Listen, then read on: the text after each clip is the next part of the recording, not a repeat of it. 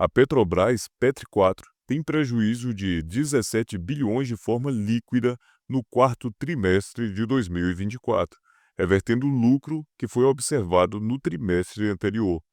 Além disso, o número divulgado na noite desta quarta-feira veio abaixo do consenso que era esperado de 29 bilhões de lucro líquido. A companhia informou que o prejuízo reflete principalmente o impacto da desvalorização cambial, evento que é de natureza exclusivamente contábil. No apanhado anual, a companhia teve um lucro de 36 bilhões, ou melhor, 36,6 bilhões, no ano de 2024, o que é uma queda de 70,6% na comparação com 2023. Esse é o canal Dividendo e Tradição e hoje nós vamos analisar os números divulgados pela Petrobras no dia de hoje. Então fica comigo até o final porque tem muita coisa interessante. Bem, antes de mais nada, vamos direto ao ponto que mais interessa os acionistas, os dividendos. O valor a ser pago, que foi anunciado pela Petrobras, é de 0,70 centavos por ação ordinária e preferencial, e o pagamento será dividido em duas parcelas. A primeira será paga no dia 20 de maio de 2025 e a segunda em 20 de junho de 2025. E aqui a gente tem um fenômeno muito interessante que eu particularmente acho uma baita desonestidade por parte da empresa, que é não corrigir esse valor a Selic. Algumas empresas, como o Banco do Brasil Seguridade, fazem isso e no caso da Petrobras não tem, o que é uma pena. Então você que tem Petrobras na carteira, multiplique esse valor pelo número de ações que você tem na sua carteira. E aqui, a título de informação para você, a composição acionária, ou seja, além de você, existem outros acionistas que possuem as ações da Petrobras. Então aqui você pode ver que o governo federal possui 29,02% de todas as ações da companhia,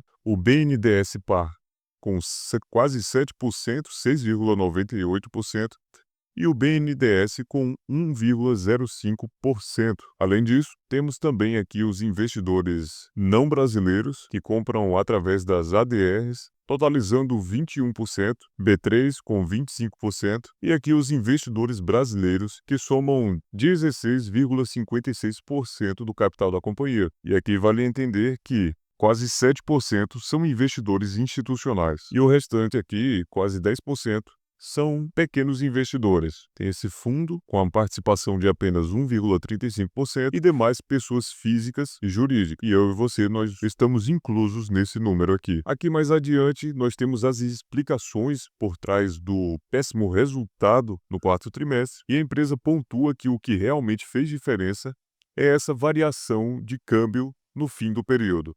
Em 2023, a gente pode observar que o câmbio estava cotado a R$ 4,84, ou seja, para você adquirir $1, você precisava de 4,84 centavos, e no fim de 2024, 6,19, ou seja, um aumento de 28%. E como a dívida da empresa está atrelada ao dólar, logo a gente tem esse impacto. Então a Petrobras deixa bem claro aqui que o resultado foi principalmente afetado por despesas relacionadas à variação cambial em dívidas entre a Petrobras e suas subsidiárias no exterior. Então, é um item de natureza exclusivamente contábil, sem impacto no caixa, impacto negativo no lucro versus impacto positivo no patrimônio, ou seja, houve uma apreciação patrimonial nesse período, causando assim um efeito oposto um ao outro, que ao final das contas eles se equilibram economicamente. Mas é claro e evidente que a gente quer sempre impacto positivo no caixa da companhia. Afinal de contas, é daqui que vem a distribuição dos nossos dividendos. Separei aqui também indicadores da Petrobras atualizados. Então a gente pode ver que nos últimos 12 meses tivemos 20% de dividend yield. É claro e evidentemente que você não vai ficar olhando para esses números aqui como uma pessoa que olha para o retrovisor de um automóvel, mas temos muita informação interessante aqui para extrair. Segundo o Status Invest, o PL da Petrobras, que é o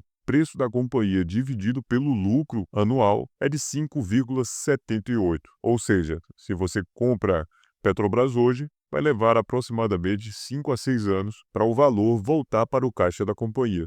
E com isso, nós temos uma das petroleiras mais baratas do mundo. E veja só que interessante, apesar dos apesares, a dívida líquida da Petrobras está muito confortável, com 1,06 quando nós dividimos a dívida da companhia pelo EBITDA. Então, Petrobras está numa posição muito confortável. Uma das coisas que eu mais gosto de analisar é o ROE, ou seja, para cada R$ 100 que a companhia tem em caixa, ela consegue gerar de lucro R$ 21. E isso é impressionante. Passando um pouco mais para frente, a gente consegue ver mais algumas informações que foram disponibilizadas nesse último balanço, que é o preço do Brent em relação a 2023 e 2024. Menos 2%, ou seja, houve uma depreciação no barril de petróleo. Parece pouco, mas isso aqui impacta o caixa da companhia. Então aqui, mais uma vez, a Petrobras pontua 3 principais fatores que motivaram a queda no lucro do ano. Então temos aqui impacto na variação cambial, que eu expliquei no começo do vídeo, e algumas transações tributárias. Então, em 2023, tivemos aproximadamente 25 bilhões de dólares de resultado líquido para a Petrobras, mas que em 2024 fechou com apenas 7,5 bilhões de dólares.